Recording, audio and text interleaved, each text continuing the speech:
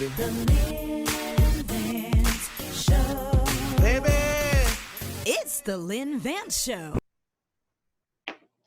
Okay, hey everybody, guess what? I'm here with Jaya McSharma. Not only Jaya McSharma, but Dr. McSharma. There's so much more to Jaya that she does a lot of creative stuff, and we're going to get into that and how you guys can find that.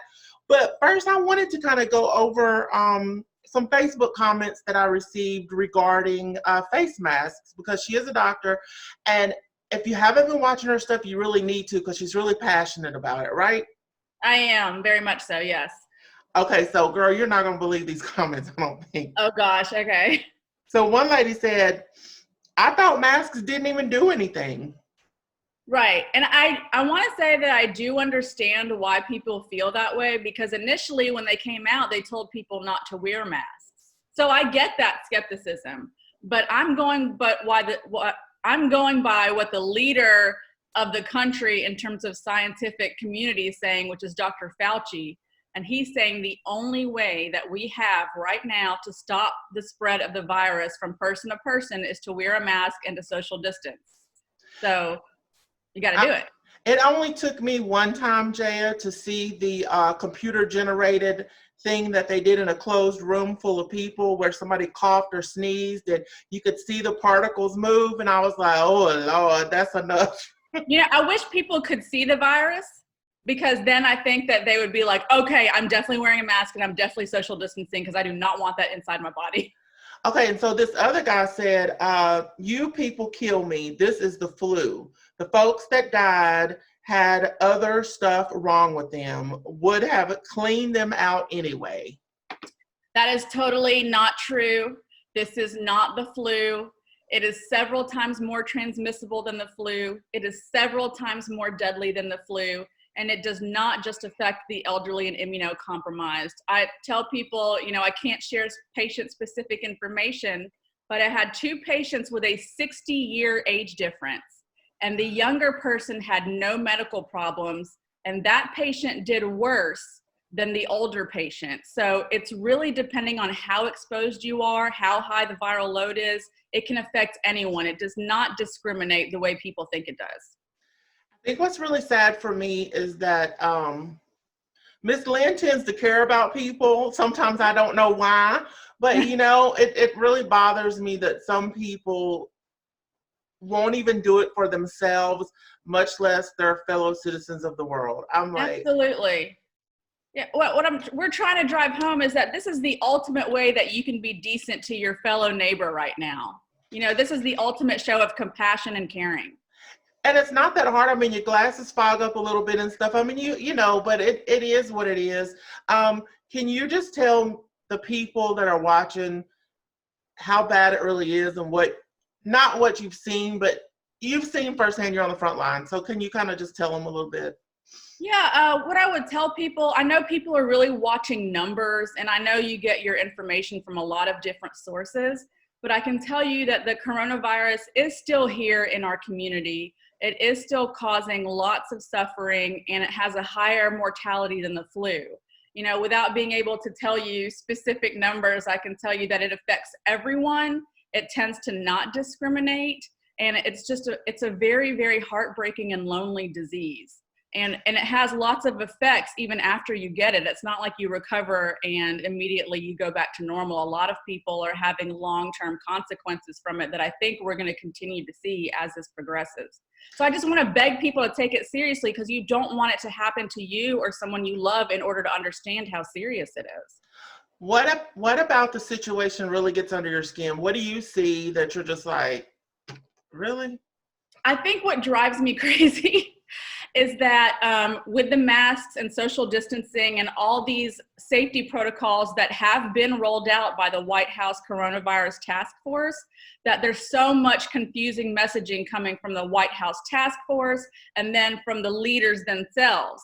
And I really want people to trust the science, because if we can all follow these basic protocols, masks when you're in public, 6 feet away from people when you're in public, we can save lives. And when people come up with all these excuses and reasons why they don't want to do it, what I want to say is, when your grandmother, sister, brother, or you are in the hospital, are you going to tell me it was worth it? Because I can tell you firsthand, it's not. It's not worth it. The minor inconvenience of wearing a mask is nothing to saving the life of someone you love. And you could correct me if I'm wrong, but it seems like people, as they started to know people that were affected by it, then they started doing a little better. And it's a shame that it had to be that way. But right. I know you hate that people have to go through suffering to understand that this is serious. But I've seen so many posts like that, or even my patients. I didn't believe it, and now it's happening to me. And if they could go back and change their behavior, I'm sure they would. Can we tell people real quick how they can find you, what your Facebook handle is? Yeah, I'm on Facebook as Jaya McSharma, so it's facebook.com/the Jaya McSharma. And I also have a YouTube, so if you search for us on YouTube under Jaya McSharma, you can find all our videos there as well. And we have jayamcsharma.com. Oh my gosh, girl.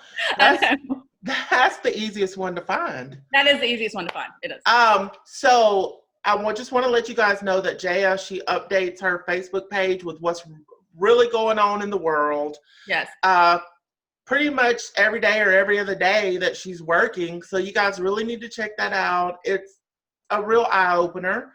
But Jaya does a lot of fun stuff too. Jaya's really creative. She's does this whole thing about where she really wanted to be an actress, and her dad said, no, you want to be a doctor. Exactly. That's exactly what happened. But I think it's really cool that you're able to still follow that passion. I mean, that has to be like therapy for you almost, with what you see on a daily basis, to be able to escape that. It is. And I think all of us need that kind of outlet right now. We interviewed one of my favorite people, Laura Alderman, who's a therapist, and she described this as community-wide trauma. So it's not just doctors and nurses and medical people that are suffering. We're all suffering. And so we need to find ways to feel like ourselves and to find some joy. Otherwise, we're not going to make it out of this very well. Yeah. So you have done some movies for Film Prize. Yes. Are those still online where people can see those, or how does that work? Our first film, Brown Bridget MD, was just released online, and you can find that at jayamcsharma.com. And our second film, Best in Show, we're applying to film festivals, but we may release that online as well, because a lot of the film festivals have had to be canceled or postponed because of the pandemic. But all of our shorts and skits and funny interviews that you can find are all on the website. And a really cool project that you have worked on. There's been one season of Dreamport. I know my friend Lauren Fizzle was on there. And so that was really cool. And now there's a season 2. There's a season 2, and I'm so excited. It's called Follow Your Dreamport, and the theme of this season is epic fails and second chances, because we want to show people when you follow your dreams, it doesn't always go very well right at the beginning. You've got to be prepared that things are going to zigzag instead of a straight line to success. Oh, so girl, you just described what I go through. I'm like, they love me. Okay, they don't. Okay, they love. No, they don't. Trust me, I very much understand. But that's why I love people like you in the community. Maybe we should get you on season 3 of Follow Your Dreams. Oh, season 3, girl, I got a story. I really do. This is not. This wasn't my plan. Doing this, there were other people that saw something in me that brought it to fruition. You know, it wasn't me. So, but you listened. Yes, I was into it, girl. But tell me, who's going to be on the premiere episode? So the premiere episode is Candace Batiste. And if you don't know Candace, she's an amazing person who is all about empowering people, especially when it comes to the voting and political process. Yes. So when we interviewed her, she was the state director for Spread the Vote. So she talks about how that was never her intention. You know, she went to law school. She was going to be a lawyer, and then she zigzagged into a completely different position. So she's our premiere episode. It's an amazing interview. And then every Thursday at 6 p.m., we'll be releasing new episodes on the Jaya McSharma page on Facebook. Every Thursday. So did you come up with this concept yourself? I did. Chris Lyon is the head of Heliopolis, and I started my journalism career that I always secretly wanted, through Heliopolis. And then he's always been so supportive. And I just said, what if we started spotlighting people in the community? Because what we always heard was, you can't do what you want in Shreveport. You have to leave to do what you want. And so it's like, what if we could show that people are following their dreams in Shreveport?